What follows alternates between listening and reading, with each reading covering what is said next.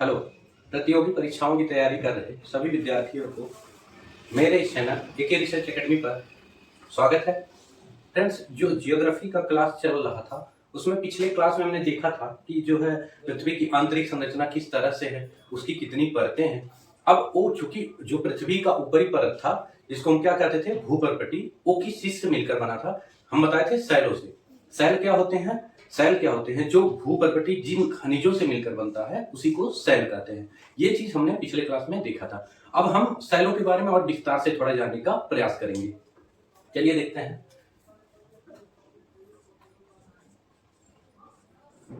Cell जो होता है ये एनसीईआरटी के क्लास 7th के जियोग्राफी के बुक में दिया हुआ है। एनसीईआरटी जो लोग तैयारी करते हैं वो पढ़े रहते हैं, उन्हें पता होता है ये चीज। तो ये जो सैल होता है, जो हमारा भूपर्पटी है, पृथ्वी का ऊपरी हिस्सा, मान लीजिए हमारा पृथ्वी है, पृथ्वी हमारा, और ये हिस्सा है हमारा भूपर्पटी।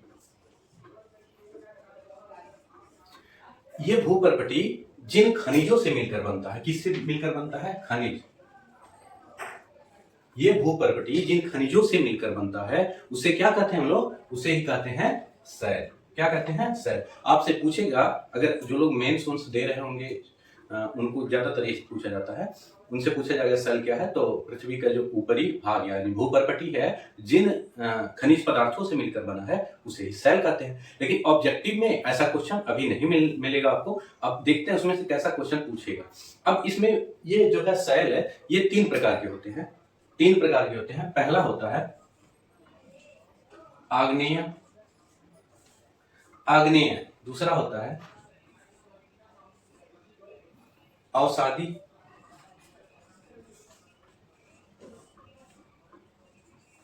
तथा तीसरा होता है कायांतरित। इसी को रूपांतरित भी कहते हैं। कायांतरित या रूपांतरित चट्टानें भी कहते हैं। अच्छा, अब ये जो पहला है हमारा आग्नेय, आग्नेय जो है ये लैटिन शब्द से मिलकर बना है। अब इसमें हमको देखना क्या है, आग्नेय चट्टानें होती क्या। तो देखते हैं पहला जो हमारा है आग्नेय चट्टानें। आग्नेय शैल।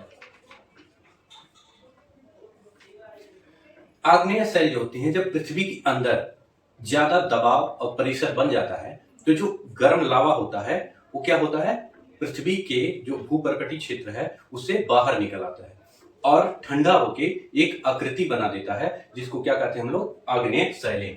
यानी जो लावा होता है वो क्या करेगा, पृथ्वी के तल को चीरता हुआ बाहर आएगा। इस प्रकार हमारा ज्वालामुखी होता है। अब उसी प्रकार ये ऊपर आके धरातल पर ठंडा होके एक संरचना बना देता है, एक पर्वत जैसा। उसी को क्या कहते हैं, आग्नेय चट्टानें।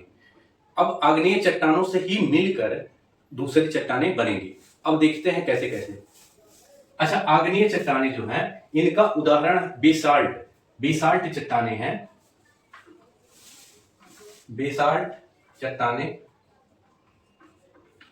जिनका उदाहरण अगर हम भारत में देखना चाहेंगे तो दक्कन के पठार में देखने को मिलेगा।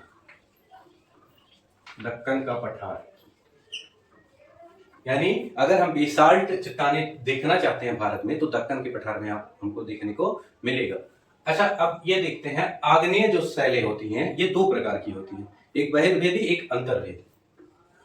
2 प्रकार की होती हैं। पहला है बहिर्वेदी और दूसरा है अंतर्वेदी। अंतर्वेदी।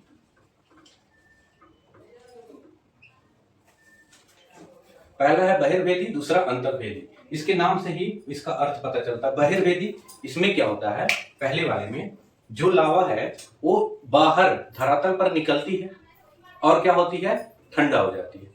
बाहर धरातल पर निकलेगी और जल्दी से ठंडा होगा, यानी जो लावा है जल्द ठंडा होगी, जल्द ठंडा होगी। अब यह लावा जब जल्द ठंडा होगी तो जो आकृति बनाएगी वो अंतर्वेदी आग्नेय चट्टानें बनेंगी। अंतर्वेदी आग्नेय चट्टानें बनेंगी। इसका उदाहरण वही था बेसाल्ट। बेसाल्ट। अच्छा, जब मैग्मा निकलता है, निकलेगा और धरातल पर ना आके बीच में ही कहीं, जैसे ऐसे मान लेते हैं यहां पृथ्वी के अंदर से मैग्मा निकलने की कोशिश कर रहा है। ये हमारी पृथ्वी है। अब यहीं पर ये धरातल, ये हमारा है, धरातल पे ना आकर वो कहाँ ठंडा हो जाए, बीच में ही, यहीं पर ठंडा हो जाए।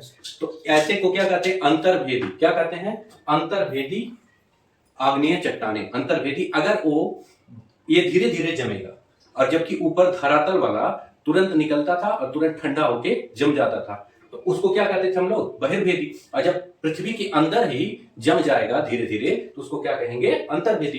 दोनों में अंतर यह है कि जो बहिर्भेदी चट्टानें होती हैं, इनमें जो लावा बनेगा, इकट्ठा होगा, ठंडा होगा, वो उसका कण कैसा होगा, तो बहिर्भेदी में क्योंकि जल्दी ठंडा हो जाता है, इसमें महीन दाने होते हैं, महीन दाने।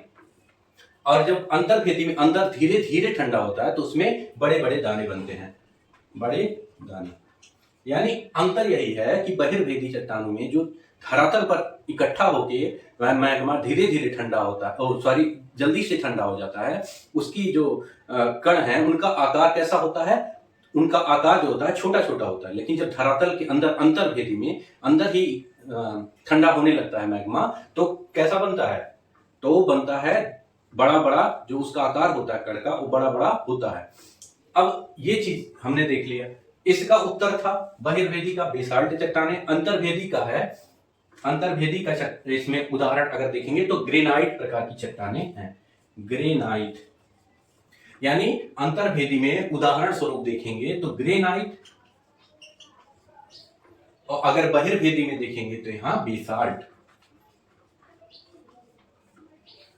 अगर किसी को मेंस देना होगा तो उसके लिए ज्यादा बेनिफिशियल ये होगा, जिस तरह से हम लोग समझने का प्रयास कर रहे हैं।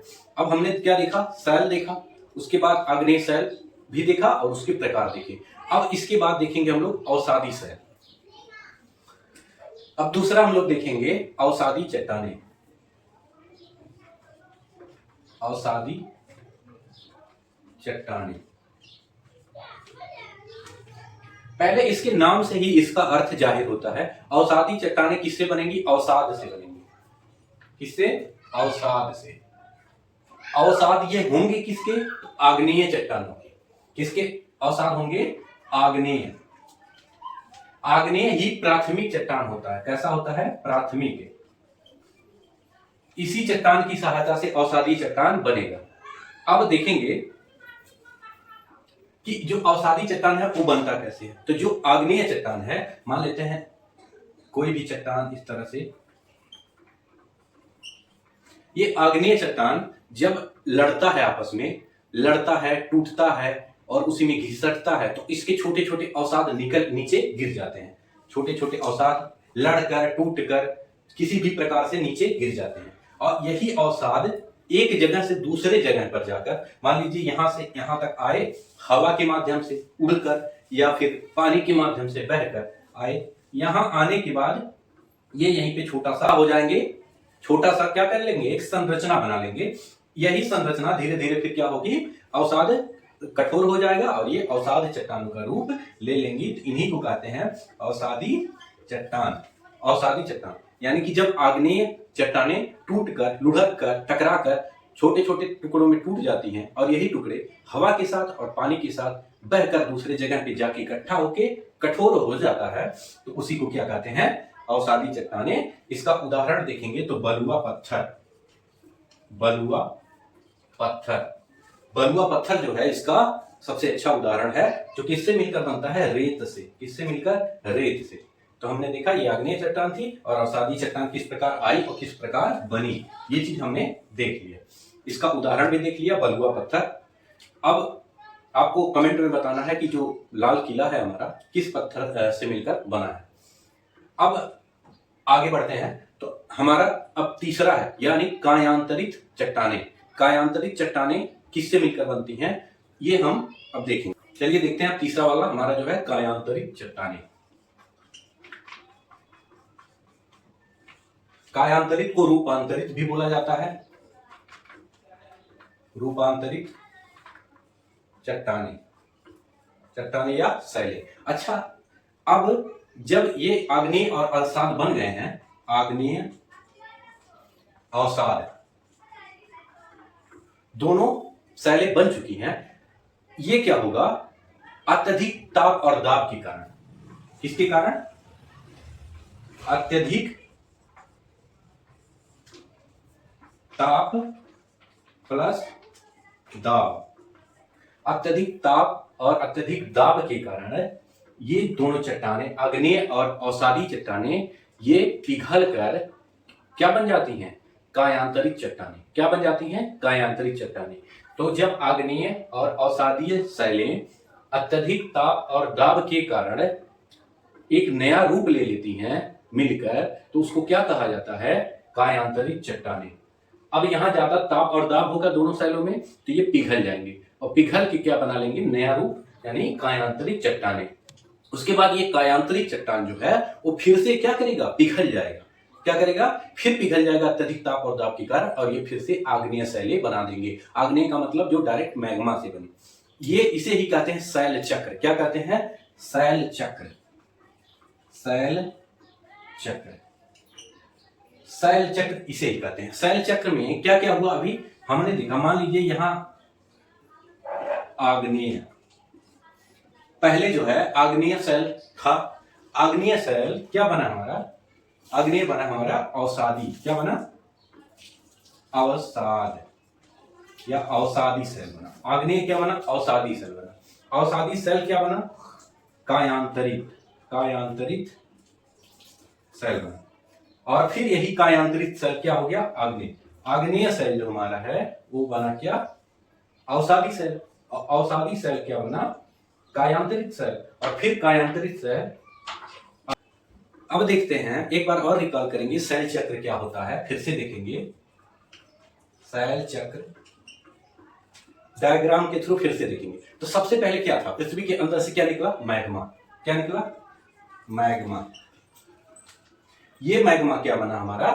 ये मैग्मा बना हमारा आग्नेय। क्या बना? आग्नेय चट्टान। आग्नेय मैग्मा बना आग्नेय। आग्नेय जो बना उसके बाद क्या बना? तो हम देखे थे उसमें रगड़ कर, घिस कर या टकरा कर टूट गया था, तो अवसाद बना था। क्या बना था?